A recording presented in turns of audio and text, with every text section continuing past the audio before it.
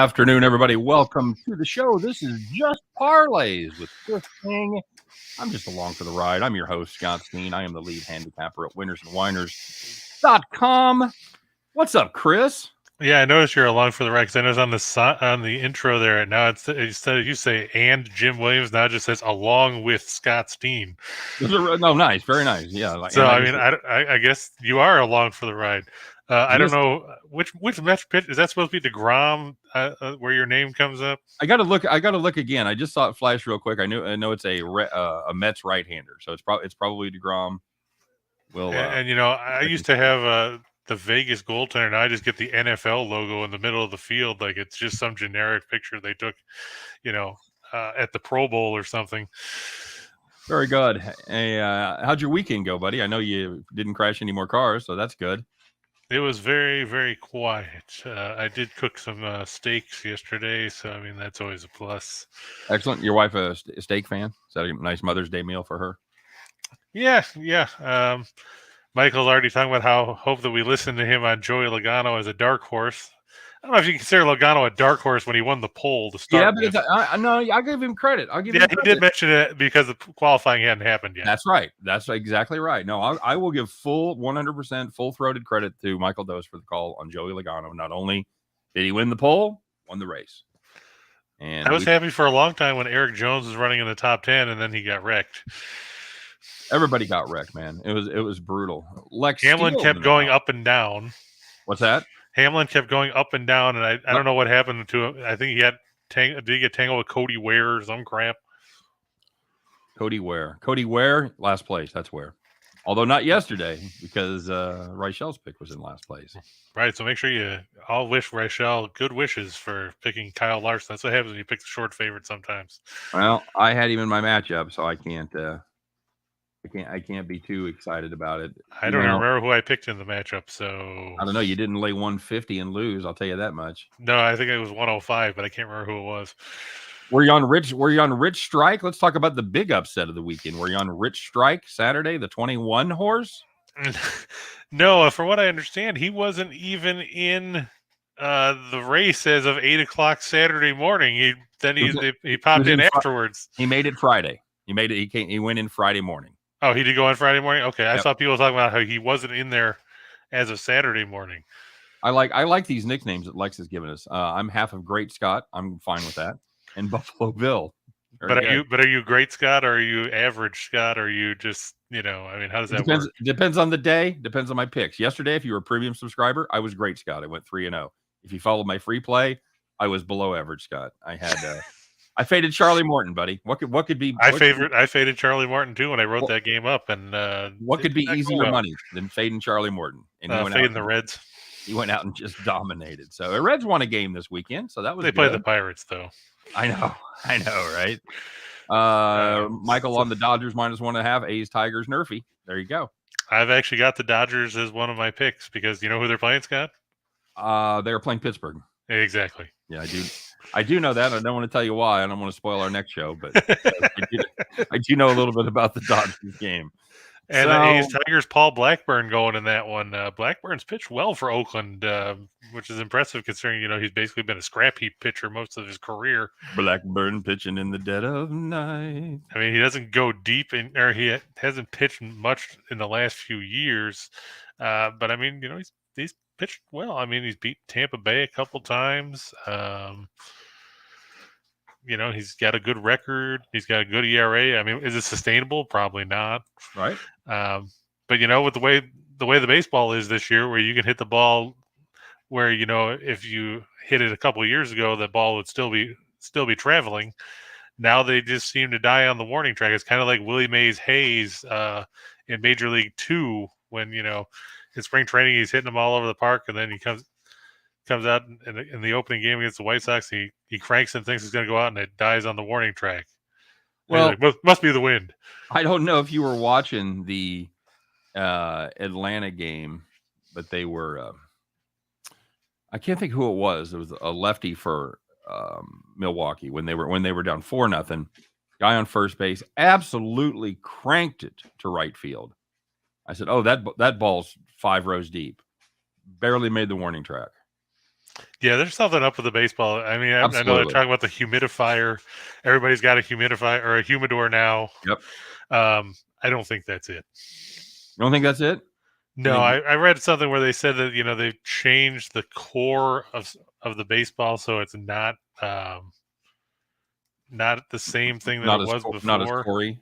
Yeah, so they expected it was going to take off maybe 1 or 2 or somewhere between like 5 and 6 feet or something of distance, but it's knocking down balls that should have left the park. No question. And yeah, and go back. Name one park that would have been in Yellowstone. There you go. Michael, already writing off the Cubs. Chris, are you ready to write off your Cubs? No, because we still got the Pirates and the Reds. Okay, I mean, there's still got a bunch of games against them. We haven't played the Reds yet that I can think of. And, losing to the Dodgers, there's a lot of teams that are going to lose to the Dodgers. Let's be honest. Boy, that ain't no lie. Especially when you're rolling out, Justin Steele because Stroman all of a sudden went on the IL early before the game. Steele was really good. His first 2 starts? Yeah. And then that pretty much went away. Hey, special shout out to our jack of all trades around there. I know he's listening because that's part of his job that he does. David, the Dominator, has went to see a concert this weekend. Went to see Nightwish. You know Nightwish, Chris? I don't believe so. I'd never heard of them. They're Scandinavian, and they are like symphonic metal. It's the only way to describe it. Is there anything that you can compare them to? No, okay. Absolutely not. No. No, I mean, I know I've listened to some weird music over time, but I can't say I know them. I mean, no.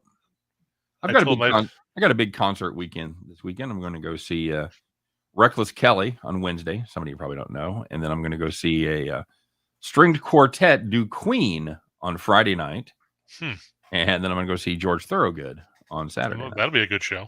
Yeah, I was lucky enough to get good tickets. I got like 4th row tickets to Thorogood. My wife and I have seen them, I don't know, probably 5 or 6 times. But some of these guys, you look at them, you're like, I don't know how much longer this dude's going to be touring.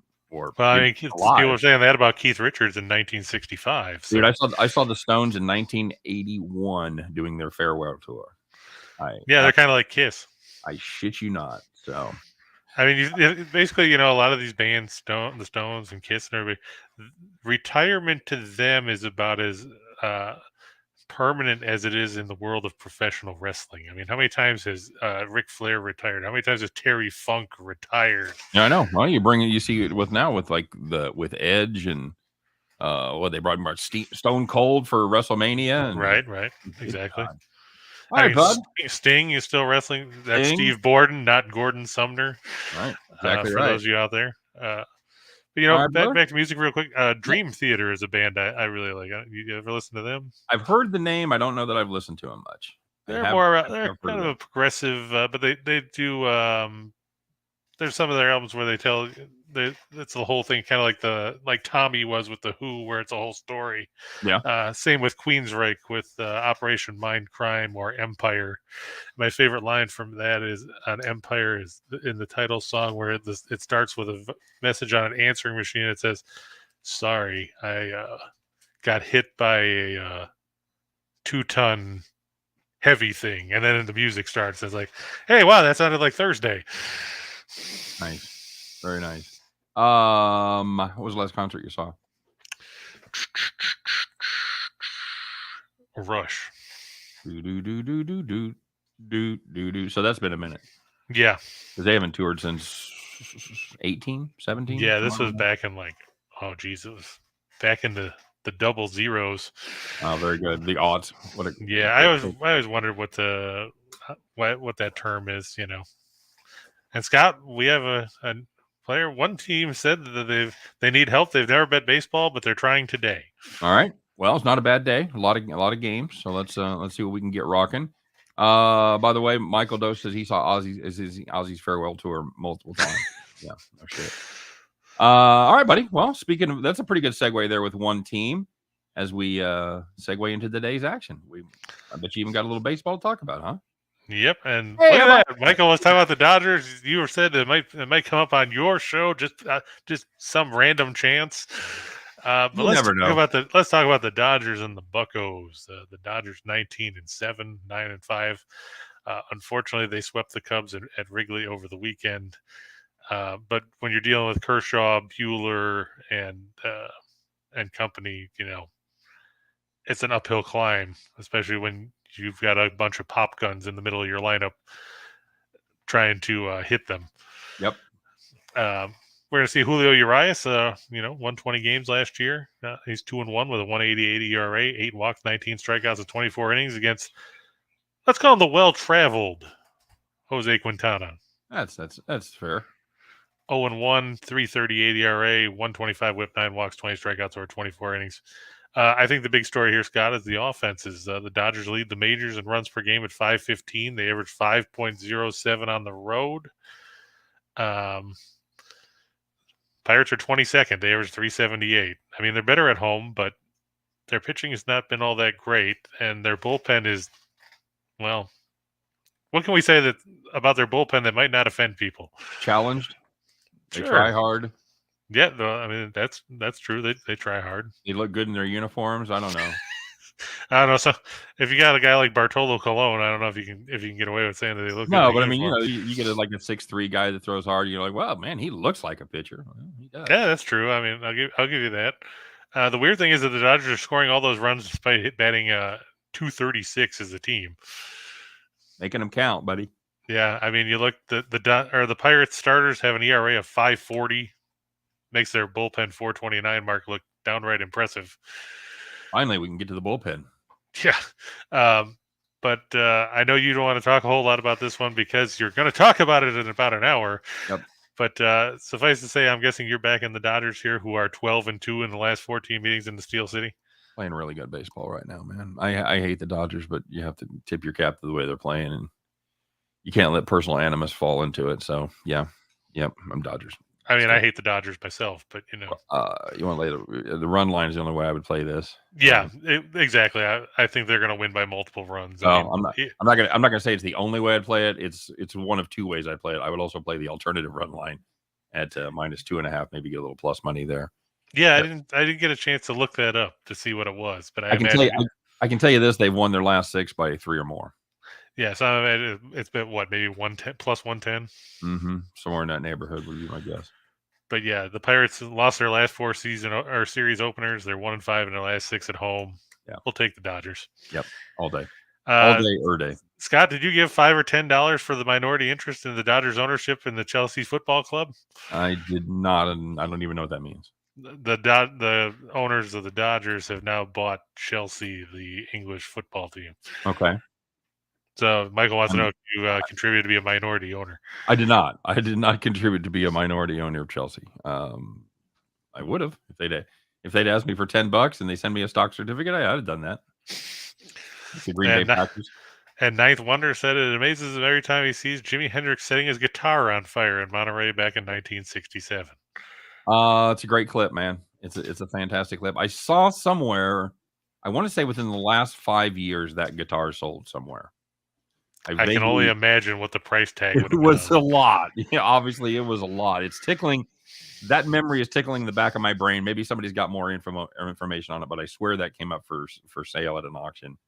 And I did not become a minority owner of that guitar either. Would you rather become a minority owner of Chelsea or the guitar? I'd rather have that guitar. I would absolutely rather have that guitar, man. I've paid a lot more attention to Jimi Hendrix in my life than I have English soccer. Sorry. I know it's a great sport, a beautiful game. I know. It just never grabbed me. Sorry. Yep, you're right. That charred guitar sold for £280,000. Of what? The British money there. Back in 2008.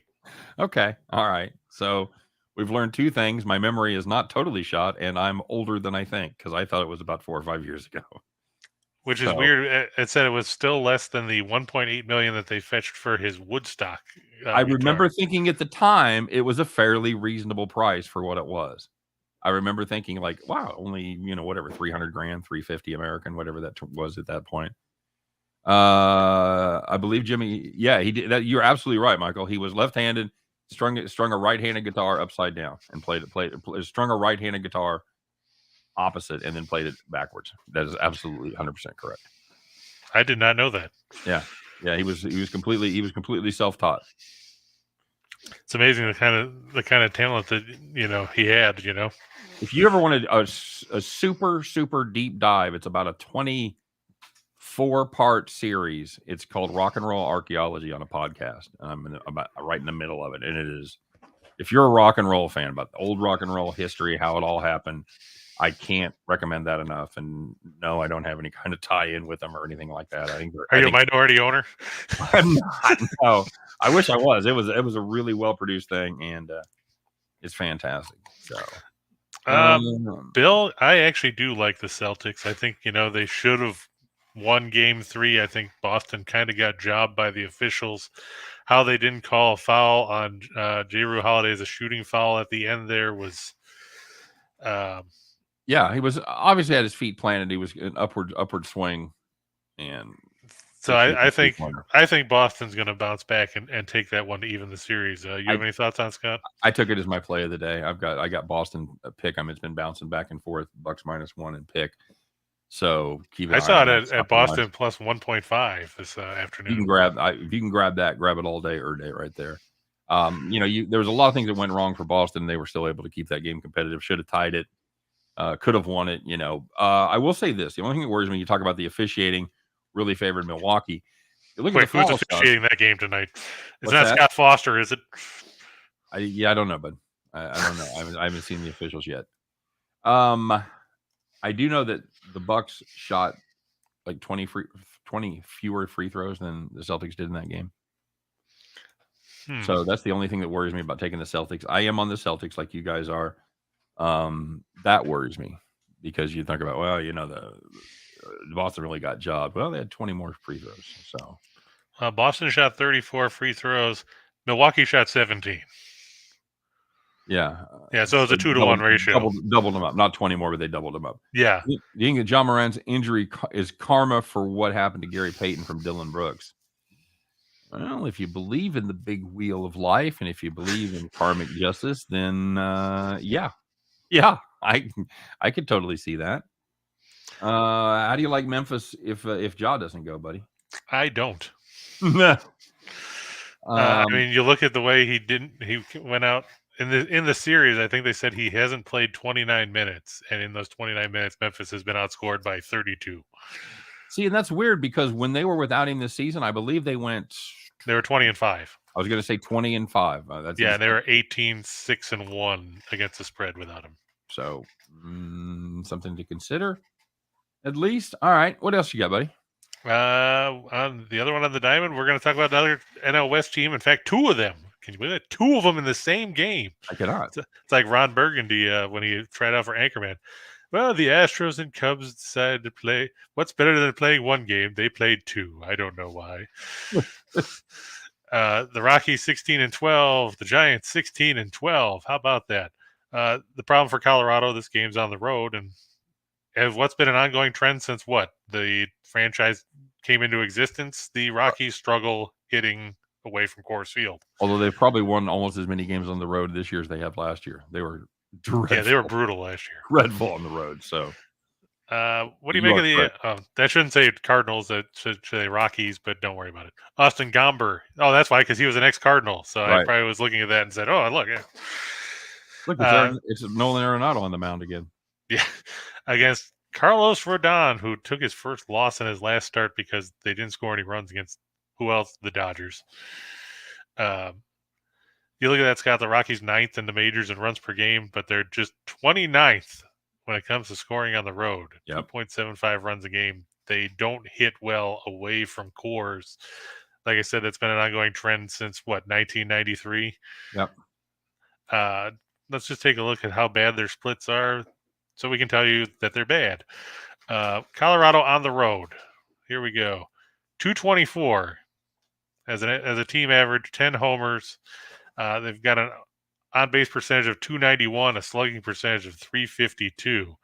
Compare that to at home at Coors, they're batting 281 with an on-base percentage of 348 and a slugging percentage of 454.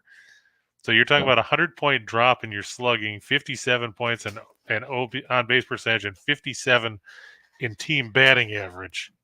The Rockies on the road, averaging, let's see. 2.7. 2.7. Oh, yeah. Compared to at home, they're averaging about 5.75. Yeah, their overall number is 4.5. And if you're averaging 2.7 on the road, that means you're scoring a shit ton at home, obviously. Yeah. Average on balls in play, 325 at cores, 272 on the road. Not ideal, Bob. Not ideal. And this bullpen from Colorado, for whatever reason, has been much worse on the road. Now, they're not good all the way around. They got a 4.99 ERA overall. However, on the road, that number balloons to 6.34. So if Gomber can't go 9, could be trouble. Yeah, I didn't realize it was that ugly on the road, but I mean, yeah, that's just brutal. Not good. Now, the good news is Gomber will give you some distance. He's gone 6 or better his last 3 starts. Been good, giving up just 4 earned runs over those 18 2/3. So if you want a little Colorado hope, Gomber has been pitching better after giving up 8 runs in his first 9 innings, covering his first 2 starts of the season. He's settled down and been much better. The bad news is one of those games was against Detroit. The other one was against Philadelphia. I mean, the other one was against Washington, and then Philly thrown in there. So you've got 2 of the 3 offensively challenged teams, and Philadelphia has been remarkably inconsistent. So we're going to find out what they're made of tonight. I'm going to tell you, as far as plays go, for me personally, I like the Dodgers play a lot better than I like this one. Even though the Rockies are awful on the road, that's just a little too high price for me. Even though the run line is -110. And if I'm gonna take the home team on the run line, I want them to be in a position to absolutely dominate, and I'm just not sure that's what's going to happen in this one. So I don't disagree with you. I'm just not quite as on board as I was the Dodgers. How about that? That works. Ninth Wonder wants to know what your thoughts are on live betting baseball. Love it. Love live betting baseball. Couple of strategies there. You can certainly try to get down and back the starters, see how the starters are going, see how they get through the first inning.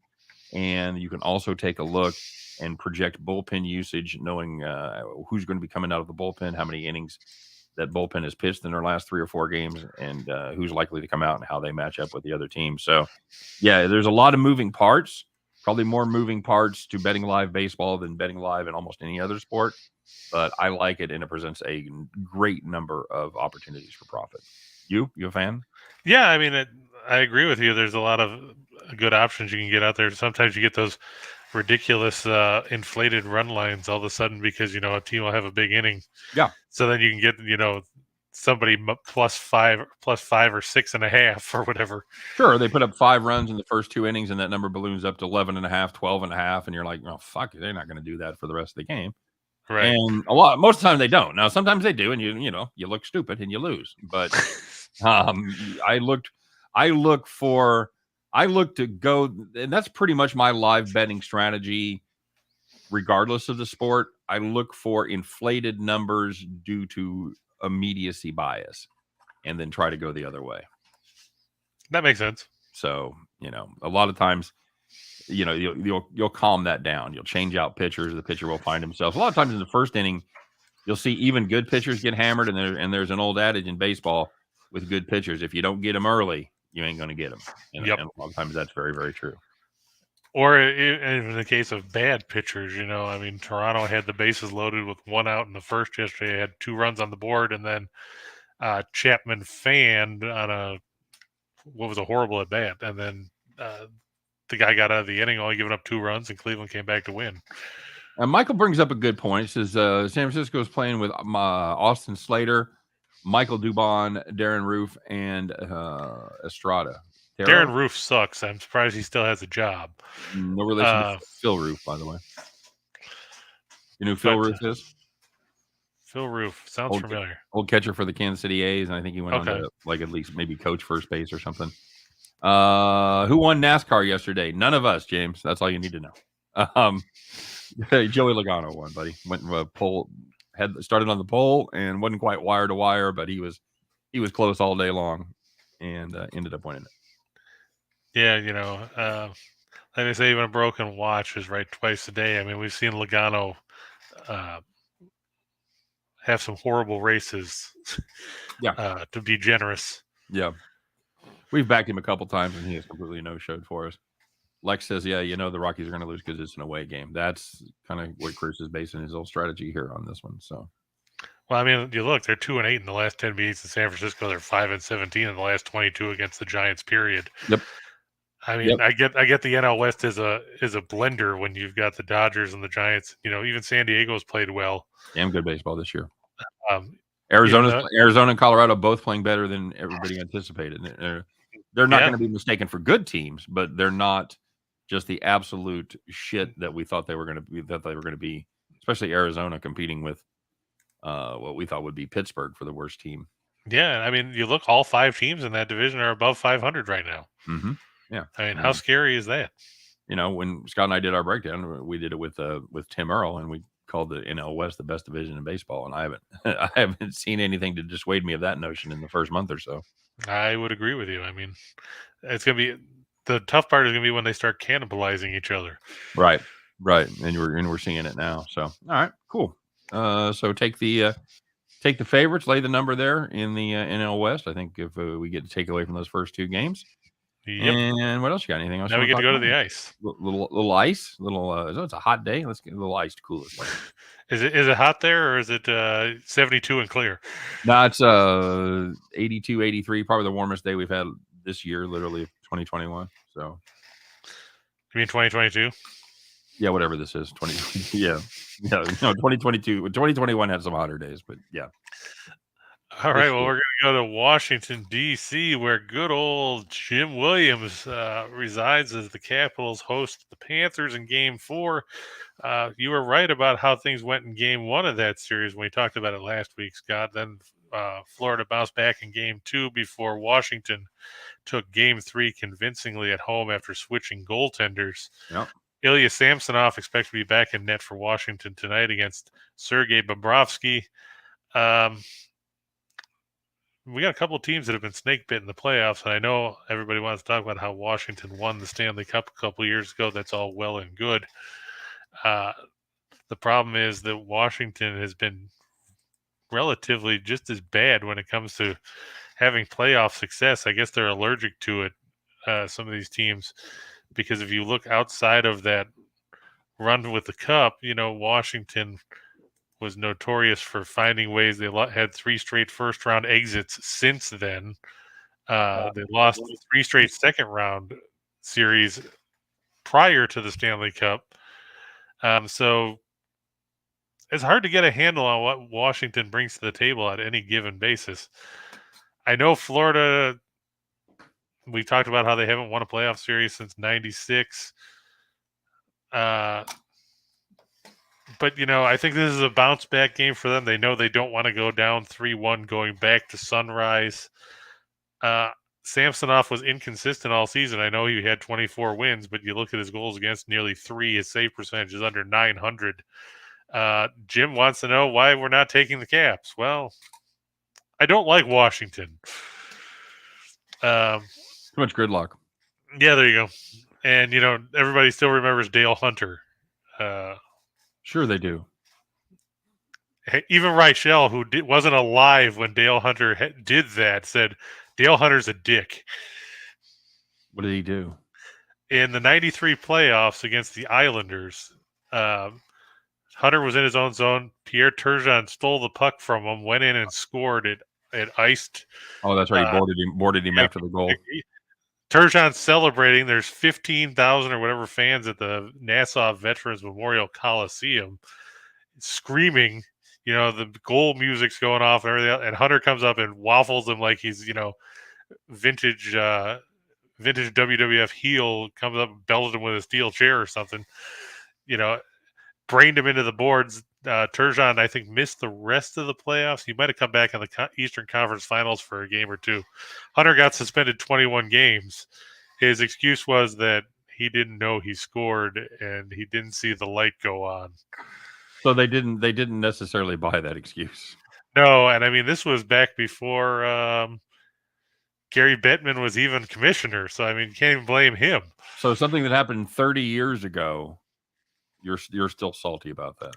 Actually, Reichel's more salty about than I never liked Hunter. I always thought Hunter was a dirty player, but I don't like Washington because Washington knocked Toronto out in the conference finals back in the late 90s. Okay. All right, let's talk about something from this century, shall we? Caps are up 2-1. Yep. Florida I'm not sold that Samsonov can shut Florida down. I mean, if you look, Barkov has only got a goal and an assist. They came in the win. He was blanked in the other two games. You've got Bennett and there's someone and Huberto that combined for 61 goals in the regular season. They haven't scored yet. It's tough to contain Florida for an extended period. I just think that the Panthers will win this one. They might not win the series. I mean, Washington may well win the series.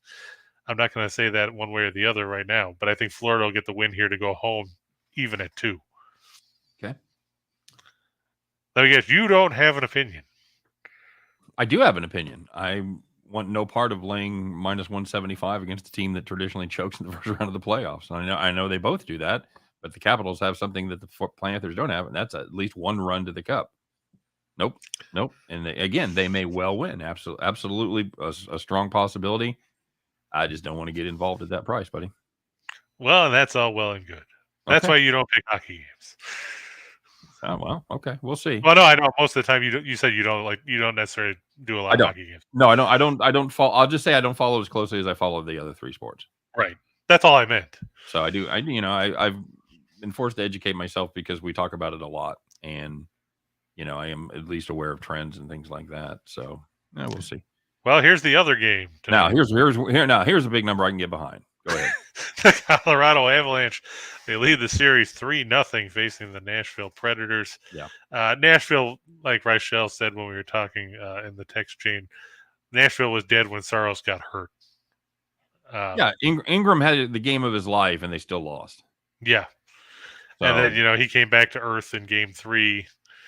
I mean, if you're going to lean on anything for Nashville, you can lean on the fact that Francouz is starting after Kemper got hurt the other night. Speaking of, did you see that hit or that incident where the stick went up under Kemper's mask? Yeah, they're in the in the crease. Not good. Not good. Yeah, I'm wondering how long he might be out. It's going to be interesting. But Francouz, he wasn't bad, as a backup coming in at 16-5-1, 256 goals against, 916 save percentage, 2 shutouts. Colorado's 11-1 in their last 12 first-round games. Meanwhile, Nashville has dropped 6 straight in the first round. Not really a trend you want when you're down 3-0. Chris, let me ask you something here, kind of off topic, but are you surprised you don't see more cheap shots against the star players in team sports like it's hard to take out a pitcher, but like a quarterback, a goalie, things like that you can do it quickly, and of course you'll be penalized at the time. But I mean, in the long term, I mean, if you take a cheap shot at Pat Mahomes and knock him out of the game, and you get a 15-yard penalty, why don't we see that more often? That's a good question. I mean, you used to see it in hockey, and then teams got wise and said, well, okay, if you're going to try to take out Wayne Gretzky, that's all right. We'll just roll out Dave Semenko, right, and Marty McSorley, and guys like that. I guess it's the interest of fair play. Nobody wants to be labeled as a cheap shot artist. I mean, it is one of the last bastions of sporting integrity, I would say. I would agree with you. I mean, nobody wants to be classified as Rodney Harrison. No, very true. Very true. And I think that's probably why, because, I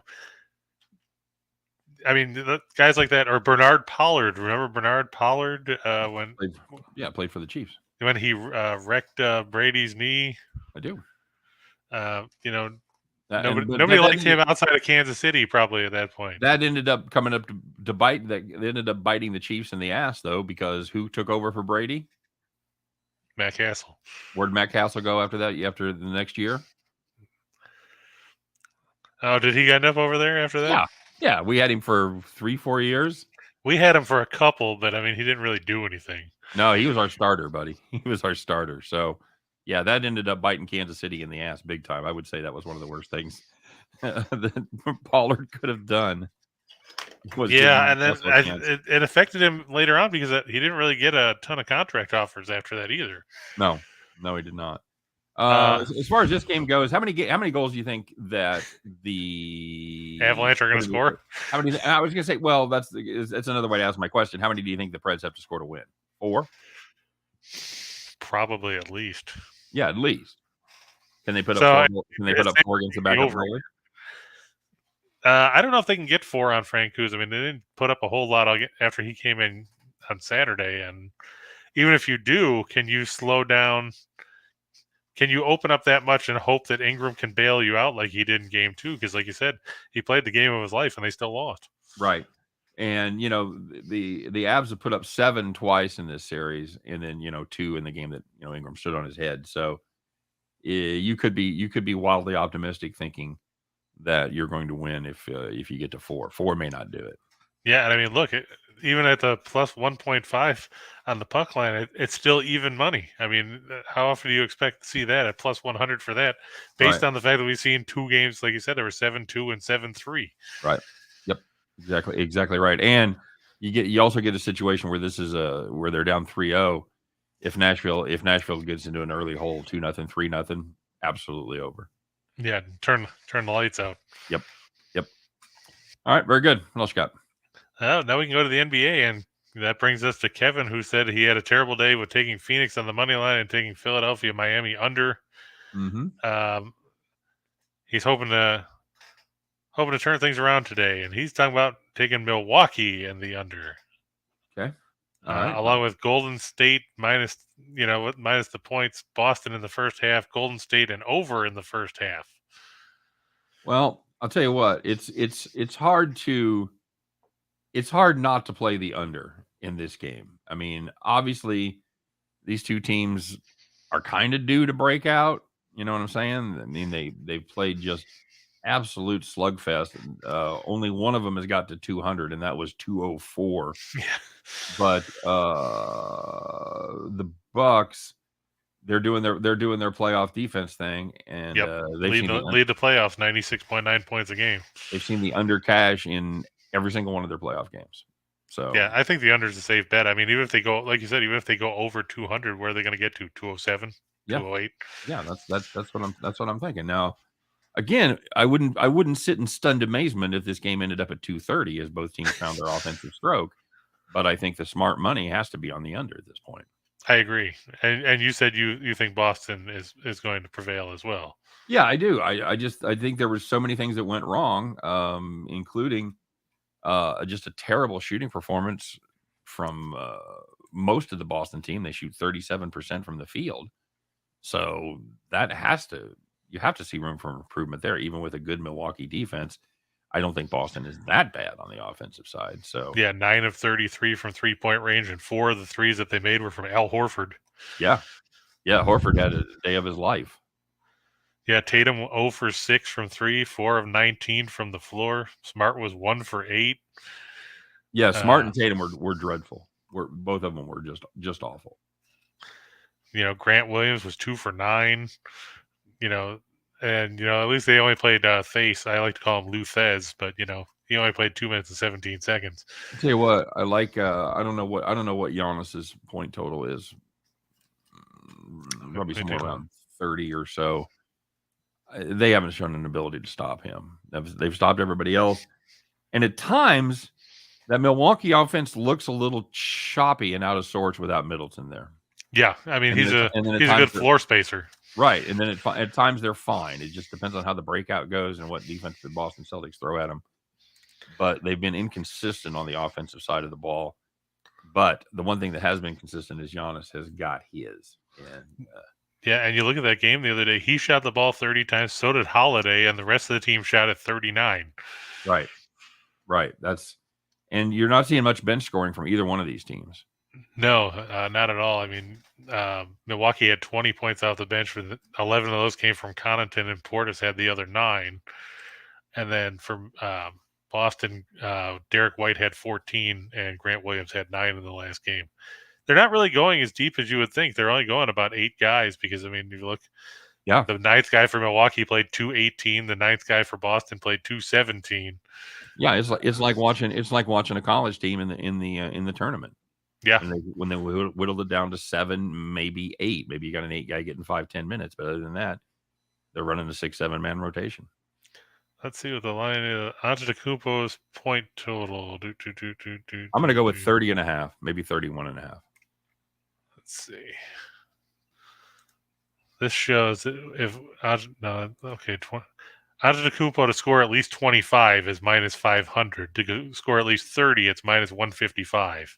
Okay, so we're looking at 32.5 or so to break even. Yeah, give or take. Man, I still like it. I still think you've got to play that. Okay, let's see. Number on here we go. Antetokounmpo is 31.5 is minus 105. Okay, all right, and he's hit that last two. Yeah, because he had 42 in the last game. He's hit it in 3. He hit it 3 of 5 against Chicago. And, he just only hit it once against Boston. He went 42 last time and then 28-24. So, but I still think he is the man. I think the deeper they go, the more he takes over, and they haven't shown an ability to stop him yet. Yeah, I mean, you pretty much have to go to him because, I mean, who else are you going to reliably count on to put the ball in the basket? Yeah, that's right. Brook Lopez was actually pretty good last time out. But do you want to rely on Brook Lopez? No, that's the thing. Those are kind of one-offs. You see those results, and you're like, well, that's not likely to happen again. So yeah, the other overs on players there. Tatum's at 28.5, Brown's at 25.5, Holiday's at 21.5. No. And then they all drop down to like 12. Yeah, I mean, one of those three are going to cash. I don't know which one. I'm gonna ride the best player on the court. I don't blame you. To hit his total there. So, and that takes us to the Grizzlies and the Warriors. Ugly numbers. If you're from a betting perspective, I know everybody's like you want to talk. Like we said, you want to talk about Memphis. They played well without Morant in the regular season. Yep. But this is the playoffs, and we said in this series, without Morant on the floor, they've been outscored by 32 points in 29 minutes. I get it. Golden State's not going to shoot 63 or 64% or whatever they shot the other day. But the one thing you can say about the Warriors, they have depth. And we were just talking about how you don't get a ton of bench points in that Boston-Milwaukee series, but you look in this series with Golden State, and in the playoffs, I think Golden State's getting like 44 points a game from their bench. Made all the difference in the world. Yeah. Of course, that's kind of skewed, Chris. And why is that? Well, because Curry was off the bench originally. There you go. But he's back in the lineup now. I understand, but you're really running almost a 6-man starting rotation there. True.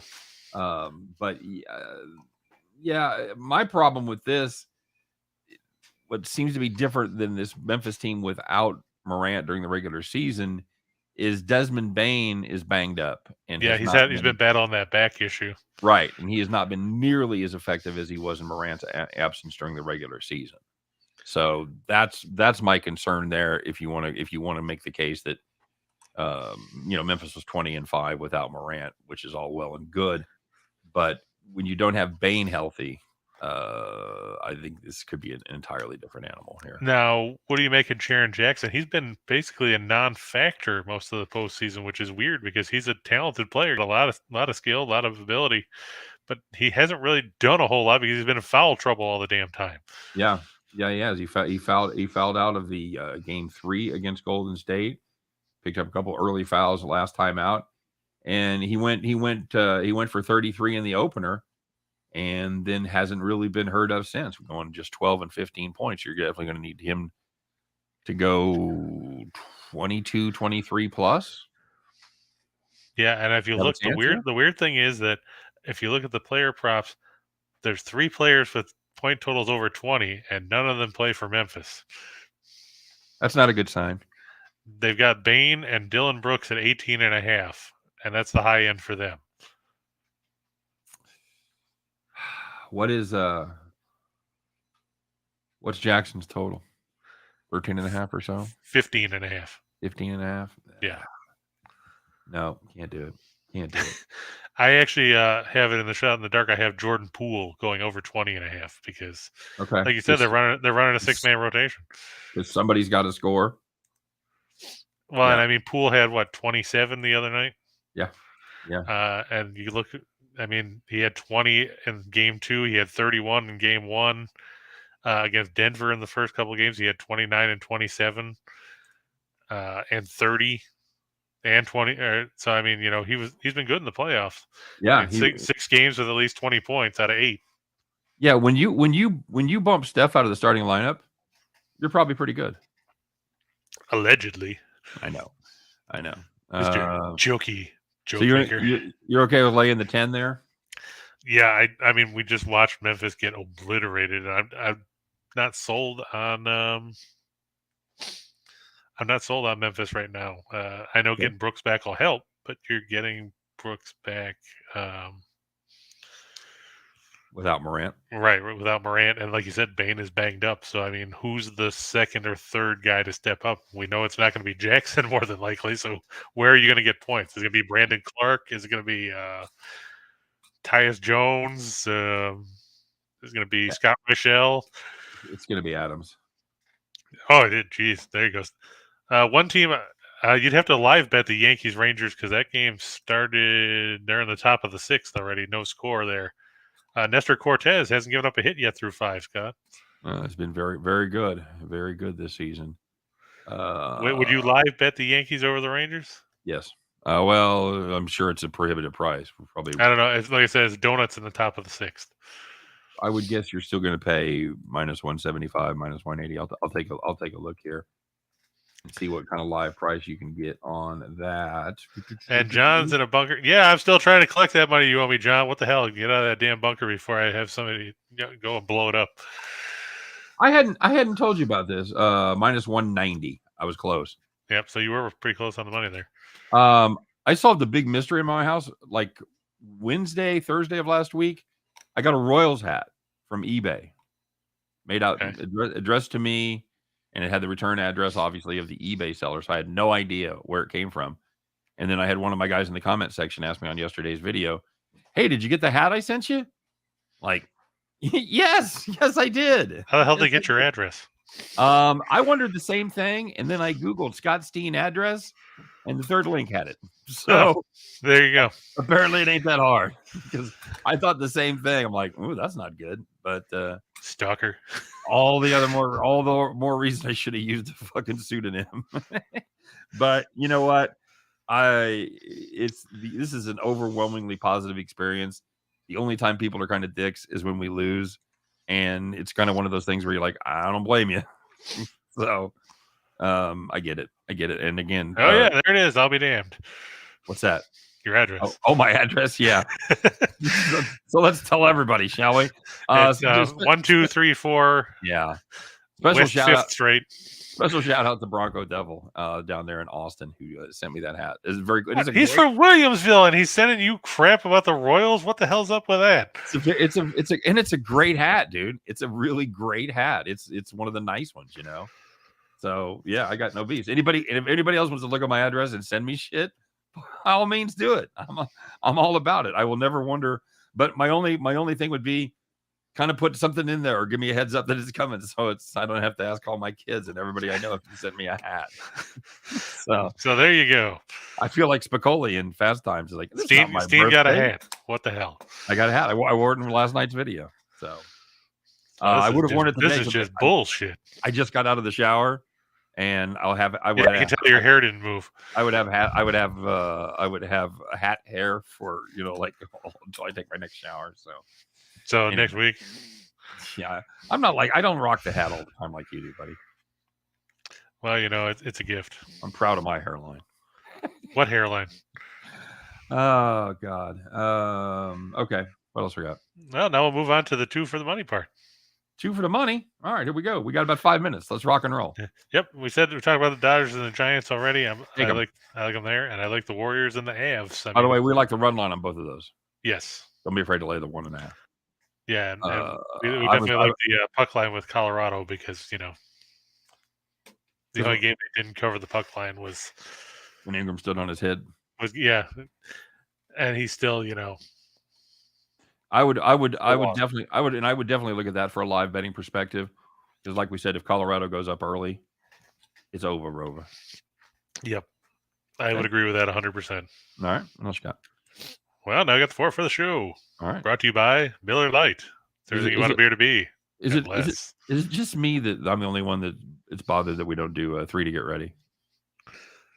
Blame Jim. All right, fair enough. All right, buddy. We talked about the Reds earlier and faded. The Reds. Oh my God. Yeah, I know it's a shocker. I'm going to go with the Brewers. On the plus side, at least the Reds will have an almost major league pitcher on the mound today. Luis Castillo expected to come off the IL to make his season debut. It's the only reason I didn't take this game because I don't know what Castillo's going to be. I just figured he won't go more than like 5 innings. You wouldn't think so. You got to think he'd be on a pitch restriction somewhere around 60 to 70, I would guess. Yeah, Brandon Woodruff going for the Brew Crew. Okay, solid. Elsewhere, the White Sox over the Guardians. It's Michael Kopech, not the former money in Eastern Europe. This is actually a pitcher going against, I think it's Zach Plesac again. It is. That's a nice pull there, by the way. Thank you very much. Plesac, I haven't been impressed with him this year. I know we talked about him last week. Have you seen anything good about him?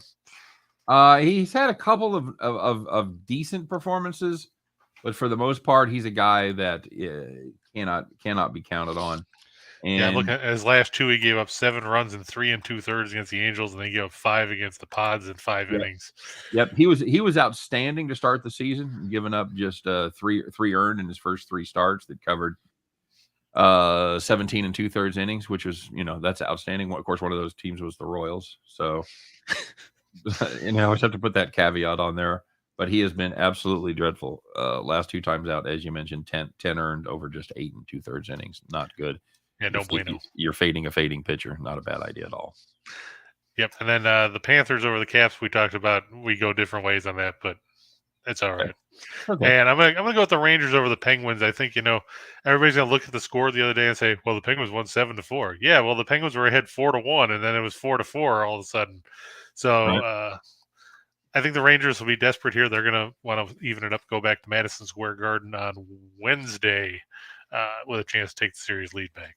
Okay, very good. And then now that takes us to the giant mess, or as Jim likes to call it, the menu. Throwing some shit at the wall. Yeah, see what sticks. Welcome to Cheesecake Factory, everybody. Can I get you a crane for that menu? I'm going to take the A's. We talked about that briefly before. They're actually a slight underdog against the Tigers. Like we said, it's Blackburn going for Oakland. On the flip side, it's supposed to be Michael Pineda. Not to be confused with Arnold Pineda, the guy who's fronting Journey. Arnell, sorry. Not Arnold. I'm going to call him Arnold if I want to. God. It's my show. Michael Pineda. Yeah. He's pitched well. God bless you having confidence in Oakland. Lost 9 straight. So they lost 9 straight, but they gave the Twins everything they wanted over the weekend. They're due, buddy. Exactly. Well, I mean, the Tigers just got swept by Houston. They're not playing all that well either.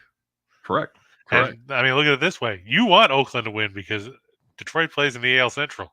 Man, I wish I cared about the AL Central race. I wish I thought that was relevant. But you're right. You're right. Any AL, just by force of habit, I cheer for AL Central teams to lose. So okay, let's see. The Mariners are supposed to play the Phillies. I don't know why it didn't save when I saved it. It's Ranger Suarez going for Philadelphia against Chris Flexen. Feel bad for George Kirby. The Mariners called him up yesterday. He threw 6 scoreless innings, got a no decision. The Mariners lost 1-0. Scandalous. Yep. I'm going to take the Diamondbacks over the Marlins. Big pitching matchup, Scott. Eliezer Hernandez going against Humberto Castellanos. By the way, Tampa, they lost 2-1 in that one, buddy. Oh, did they? Seattle won that game 2-1. Oh, they came back. Okay. It was 1-0 going to the 9th, and I was like, well, fuck this. Eric Swanson gave up a homer. Stupid Rally, piece of crap. Rally. Well, there you go. All right. And then I'm going to go with the Angels over Tampa Bay. Noah Syndergaard going against everybody's favorite pitcher, Jeffrey Springs. Why is he everybody's favorite? He's not. Earlier it was still TBD. Oh, okay. But apparently they announced that Springs is going to be the opener. Okay. Syndergaard's been good this year. Yeah, I mean, I don't hate I guess that. he's going to make himself some money. I'm okay with that. We talked about the Celtics and the Bucks. I think it's going to go under 212. You still agree with that? Got to play it that way. I mean, again, you may lose, but it's like getting your cards turned up, having the best of it. You know, you're taking a shot on a great trend, two defenses that have done the job. That's a very solid play. Yeah, I'm going to go with, on the same token, I'm going to go with Memphis and Golden State over 223.5. This number's actually come down. It was 227 when the Lions opened. Yeah. They keep dropping it down. I don't care if Golden State can score 120 by themselves. We've seen them do it a whole bunch of times in the playoffs. 120 by themselves may not get us to this total, by the way. You don't think Memphis can score 104? I'm just saying. It's That's true. It's possible that they could put up 120 and not hit the over. I have no confidence in this Memphis team without Morant and without anybody that's playing well right now in a secondary role. So, God bless you. Warriors are going to have to do most of the heavy lifting, and they certainly might. So, then like I said, I'm going to take Jordan Poole over 20.5. Okay. We said he's scored at least 20 in 6 out of 8 playoff games. And like you said, if you're good enough to move Curry to the bench, there you go. And you also could get a situation where if the Warriors get a big lead, Curry sits a little more than he normally would, giving Poole more opportunity. So that's true. I like that. The Flames and Stars under 5.5. Game 3 was an aberration where it ended up 4-2 because they scored in an empty net. All right. I don't think they'll get there this time. Okay. I think the Rangers and Penguins will go over 6 because after they didn't score against each other in the regular season, now they're just scoring all the friggin' time. Yep. Lighten it up. And I think Florida and Washington will go over 6.5. It's a heavy juice for a line number. I'm surprised they didn't bump it to 7. Of course, there could be some books that have it at 7 now, in which case I would probably not touch it. But I think this is going to end up another 4-3, 5-2, 5-3 type of game that ends up over the number. Because neither one of these teams are very good defensively, and they have a lot of offensive weapons. Okay, very good. All right, man. That's a show. Happy Monday. Welcome back, everybody. That's a lot of information, a lot of plays to make there. Pick and choose. And, pick out things that you like. Chris, any final words? Just be glad there's not a bunch of rainouts like we had at the end of last week. Brutal weekend for rainouts. Absolutely brutal. So, all right, guys, that's going to do it. We appreciate you stopping by. Appreciate all the fun comments, and we appreciate your continued support here of our efforts. Don't forget to like and subscribe. Of course, don't forget to check out our partners over there at Max Wagers Network and all the great work that they're doing. And of course, check out our deal that we've got going with Caesars. $1,100 bet insurance, first bet up to $1,100, absolutely risk-free. Must be a first-time player at Caesars, first-time deposit, and first bet only 21 to play, 18 in New Hampshire and Wyoming. And I guess that's it. I was gonna plug our Kentucky Derby guide, and you know who I bet without remembering everything that was written in that guide. You know who they didn't take? Rich Strike. The funny thing was, like I told you the other day, the person who did take Rich Strike was Detroit Lenny's kid, and Lenny told him he couldn't do it because he was too long of a shot. Yep, you're gonna hear about that for the rest of his life. Enjoy it, Lenny. All right. Oh, finally, we get the adult dating site. Fantastic. And don't forget, if you can't get enough picks from Scott and I, we've got our premium picks. You can get those in the show box below as well. Yep. Chris has premium parlays. I've got premium picks. Like I said, we went 3-0 yesterday, so make sure you check that out. Stay tuned for Scott and I doing our thing here coming up right around the corner. In fact, right now. So you guys take care. Max Wagers Network 8, the Ocho. The Ocho. Very good. You guys have a great day. Good luck on all your plays. We'll see you tomorrow. We'll see you in 1 minute, whatever it is. Stay tuned, and we'll be back to do it tomorrow with Chris and I as we talk about everything under the sun, but mainly just parlays. Take care, everybody. We'll